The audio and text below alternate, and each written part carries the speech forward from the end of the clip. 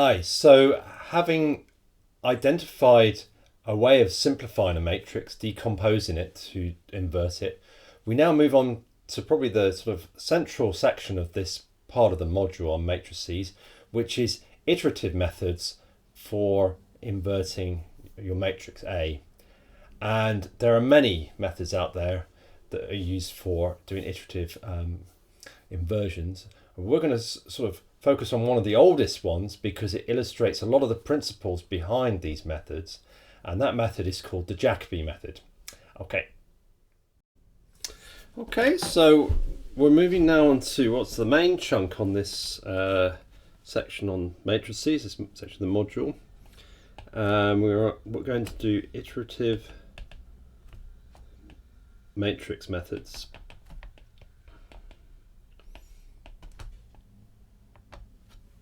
So the whole idea of this is, can we solve AX equals B, our inversion problem, by an iterative method?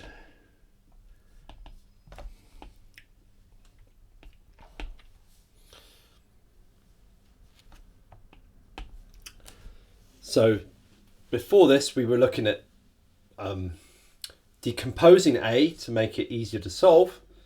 Now we're looking at sort of the central problem is, once we've done that, or how can we iterate to find solutions. So we're going to focus on two methods on a pair of methods, namely Jacobi and Gauss-Seidel.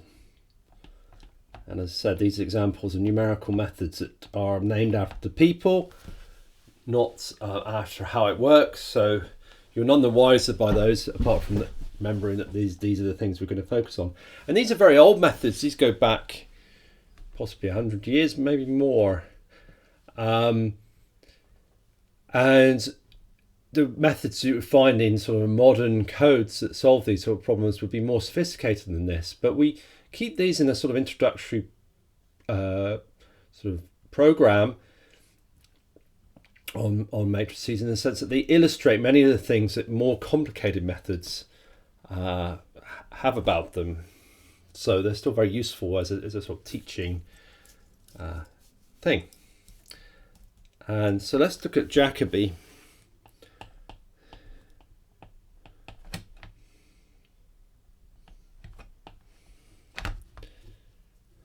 And basically we rewrite the inversion problem.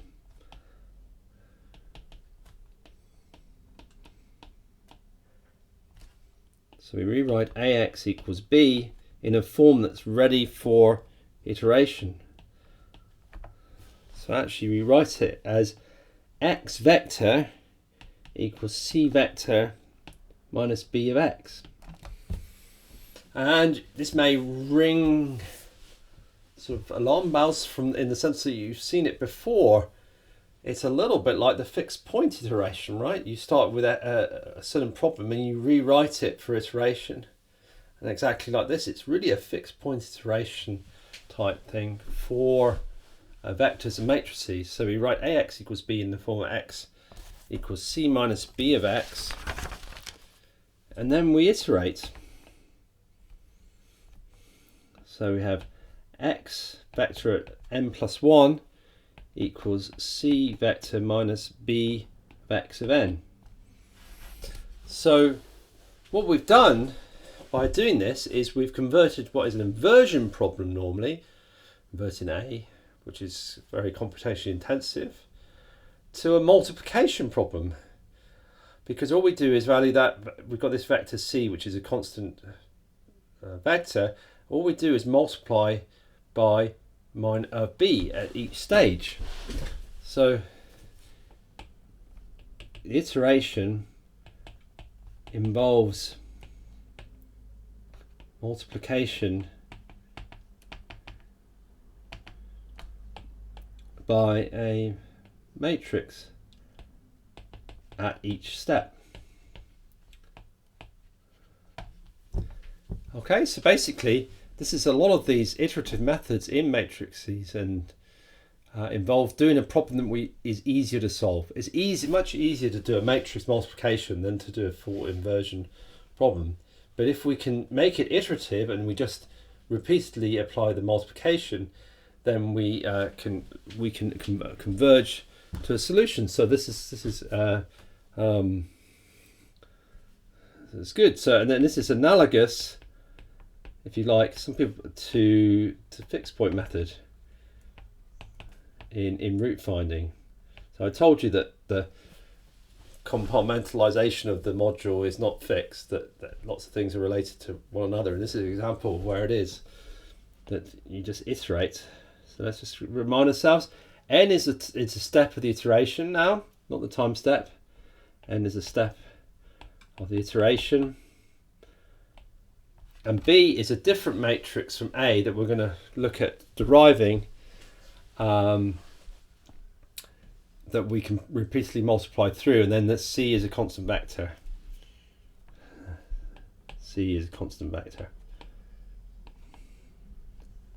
So that's fine, that's all written down. So the question is now, how do we determine B in this Jacobi method? So how to determine B matrix. And there are more than one way of doing this, and actually I'm going to start with the most long-winded one because it illustrates how things work, and then I'm going to show you a more efficient one later once we sort of understand how the method works. So now let's consider AX equals B, and A matrix is 7, minus 2, 1, 1, minus 9, 3, 2, 1, 10, and B vector equals 17, 13, 15. Okay.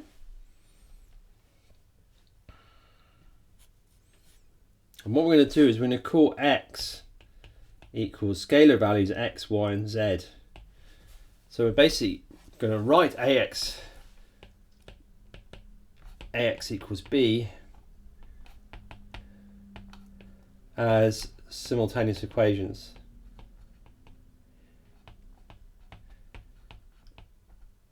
So it turns out that this way of doing it sort of illustrates, is the most illustrative way of finding the B matrix. So if we do that, so basically I'm going to multiply A times X equals B and write them down as a set of simultaneous equations. I get this, which is that 7x minus 2y plus z, remember X vector is X, Y, and Z now, equals 17. X minus 9y plus 3z equals 13. 2x plus y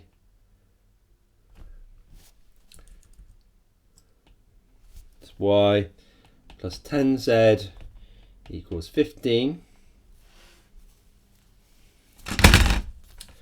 And we're going to rearrange this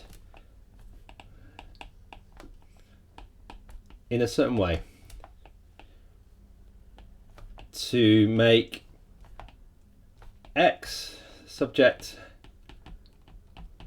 of A, Y subject of B, Z subject of C. And actually this will correspond to isolating the diagonal elements of the original matrix, right, which was 7, minus 9, 10. So we're going to make X the subject of this one, so that keeps X on this side, no difficult thing. Then divide through by 7.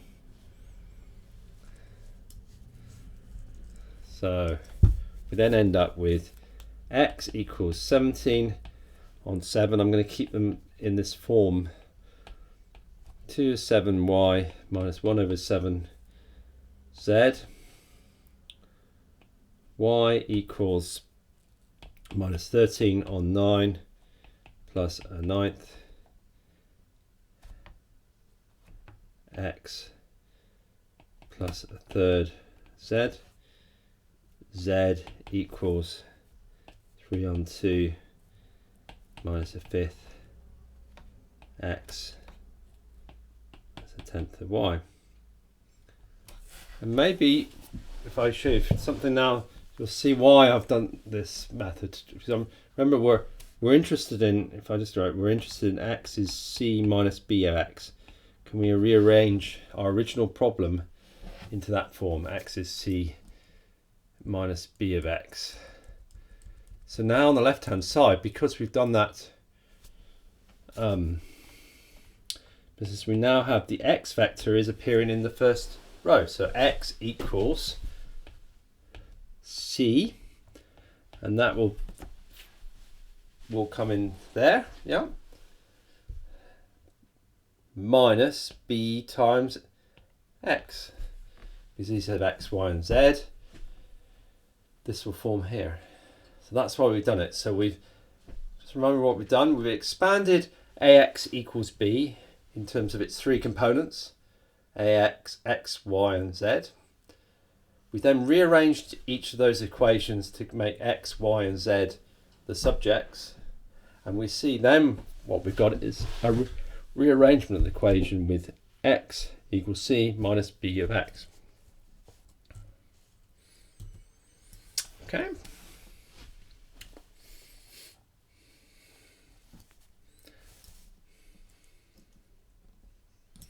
So that corresponds to then x equals c, which is 17 on 2 minus 13 on 9, 3 on 2, and we have to have the minus sign in there. B, and it turns out B is a matrix with 0 diagonals.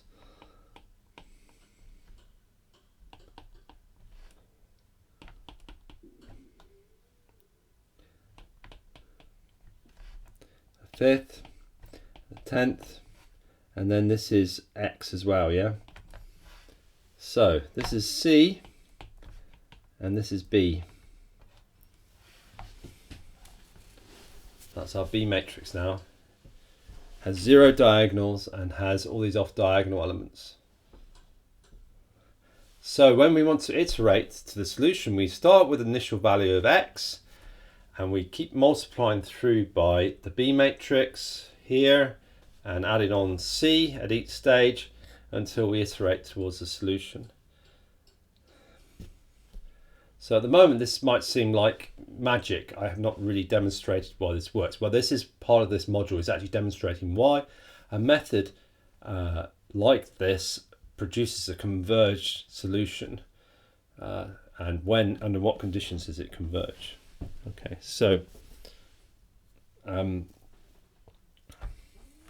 so now we iterate to solution.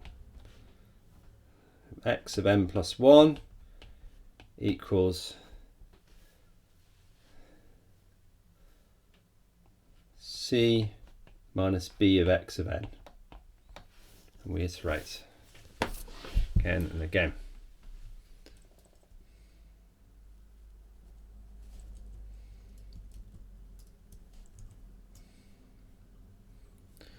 Okay, so what I'm going to do, just fire up the MATLAB and I'm going to try and demonstrate some of this to you. So just to be a little bit patient here.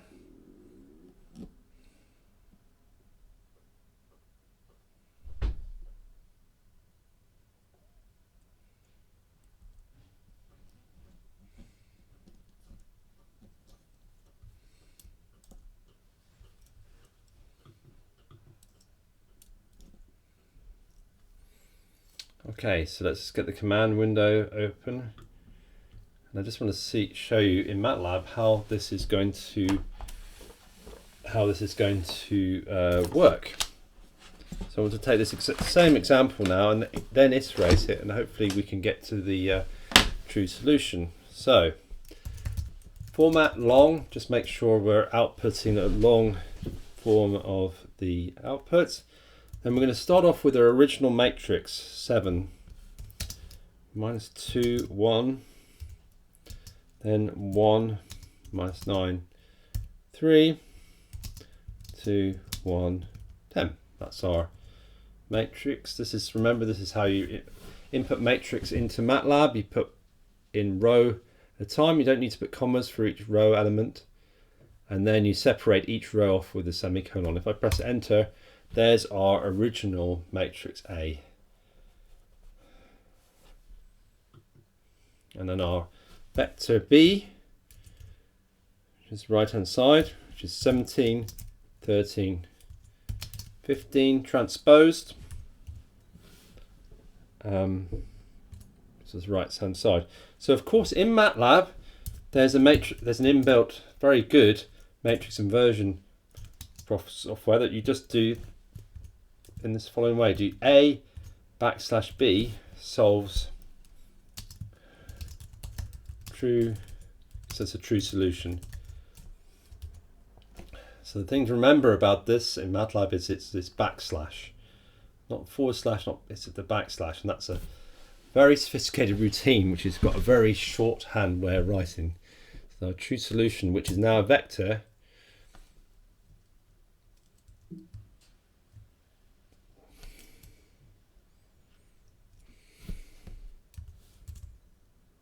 sorry, there was an error there. Right, it works this time, x star A slash B, and that's a true solution. So we know that's a true solution. So the question is, does our Jacobi method, which is an old-fashioned method, but with a lot of illustrative things, work? So first of all, we need to put in our B matrix, which is 0, minus 2, 7, 1 over 7, which is what we derived just now. Then we have minus 1 over 9, 0, minus 1 over 3, and 1 over 5, 1 over 10, 0.